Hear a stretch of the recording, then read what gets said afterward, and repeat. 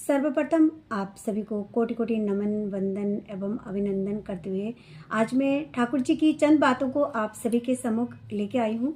परंतु उन बातों को आप सभी के सम्मुख कहने से पहले मैं तुलसीदास जी की एक वाणी है, उस वाणी को आप सभी के सम्मुख बोलना चाहती हूँ कि घर भीतर सूझे नहीं लानत ऐसी जिंद, घर भीतर सूझे नहीं लानत ऐसी जिंद, तुलसी या संसार को भयो मोतिया बिन। तुलसीदास जी ने एक बात हम सभी को बताई थी कि इस संसार के लोगों को मोतियाबिंद हो गया है, अर्थात मोतियाबिंद उन लोगों को होता है जो पास की चीज़ों को देख नहीं पाते हैं और केवल दूर की चीज़ों को ही वो देख पाते हैं। तो हम भी इसी संसार में रहते हैं और संसार की चीज़ों को ही देख पाते हैं, परंतु हमारे अंतर्मन में जो भगवान रहते हैं, हमारे अंतर्मन में जो परमेश्वर रहते हैं, परमपिता रहते हैं, उनको हम देख ही नहीं पाते हैं। तो यही बात उन्होंने हमें समझाई है कि हमें अपने अंतरात्मा में झांक के चलना चाहिए, हमारे अंतर आत्मा की बातों को हमें समझ के अपने जीवन को चलाना चाहिए। आज मैं ठाकुर जी की बताई हुई एजुकेशन के 7 स्टेज कौन कौन से हैं, उन स्टेज के बारे में आप सभी को बोलना चाहती हूँ। तो प्रथम स्टेज जो है सुकेंद्रितता, मेरा सब कुछ प्रभु का है और मैं पूर्ण रूप से प्रभु का हूँ, अपने जीवन का केंद्र बिंदु वही है, उन्हीं के लिए मेरा सारा जीवन समर्पित हो। ये जो बात है, इस चीज़ की ओर हमें ध्यान रखनी है। जो दूसरी बात है सतर्कता, जीवन में प्रत्येक क्षण सतर्क रहना चाहिए।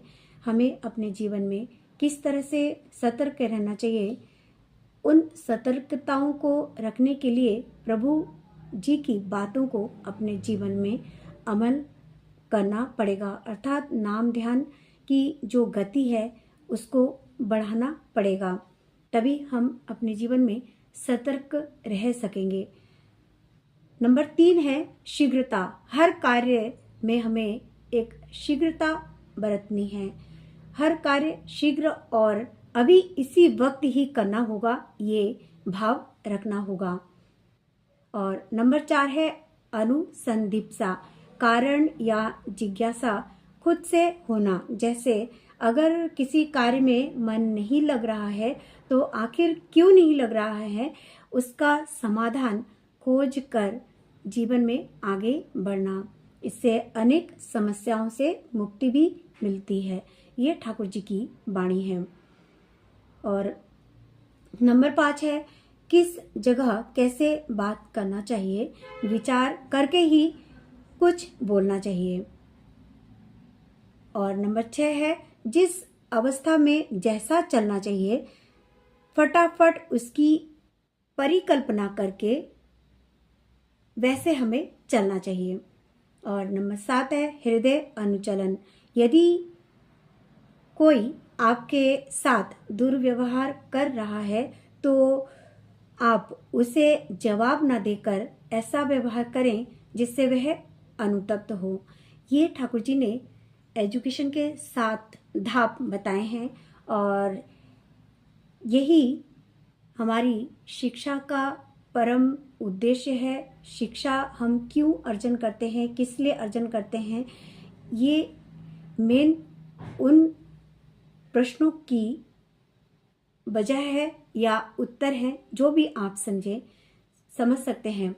ठाकुर जी ने जीवन में हमें बहुत सारी दिशाएं दी हैं और कई सारी बातों में उन्होंने हमारे जीवन को एक अलग ही निखार दी है।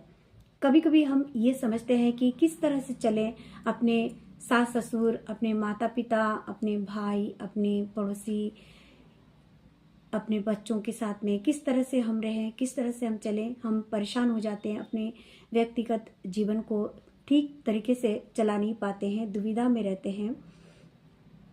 तो उन परिस्थितियों में हमें किस तरह से चलना चाहिए, हर एक वाणी में उनकी जो छोटी छोटी बातें हैं, उस बात को यदि हम अपने जीवन में उतारें तो हर एक प्रश्न का सॉल्यूशन अपने आप हो जाता है। यदि हम मानते हैं ठाकुर जी की बातों को, तो अपने आप देखिएगा किसी को कुछ बोलने की भी ज़रूरत नहीं होगी। अपने आप जीवन को एक दिशा मिल जाती है और हमें एक सुंदर एक मंजिल मिल जाती है। हम एक रोशनी में पहुंच जाते हैं और जीवन का जो सारा अंधेरा होता है वो कहीं ना कहीं समाप्त होके कहीं खो जाता है।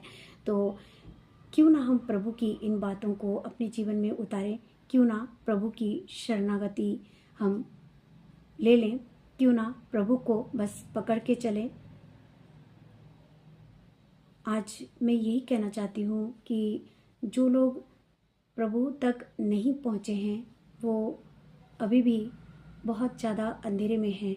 तो मैं उन्हीं से ये अनुरोध करना चाहूँगी कि अपने ठाकुर जी को जल्द से जल्द आप लोग भी ग्रहण करें और अपने जीवन को सुंदर और सार्थक बनाएं। आप सभी का ढेर सारा आशीर्वाद मुझे मिलता है और मुझे बहुत ही प्रसन्नता होती है। आपका हृदय से कोटि कोटि नमन, प्रणाम, धन्यवाद करती हूँ कि आप जो ये आशीर्वाद मुझे देते हैं, मुझे बहुत ही खुशी होती है और ऐसा लगता है कि बहुत कुछ मेरे जीवन में अच्छा हो रहा है और यूं ही आपका शुभ आशीर्वाद मुझे मिलता रहे। आप सभी अपने अपने जीवन में खुश रहें, सुरक्षित रहें, अच्छे रहें, यही परम दयाल से प्रार्थना करती हूँ, निवेदन करती हूँ, विनती करती हूँ। आप सभी अपने अपने जीवन में सुखी रहें।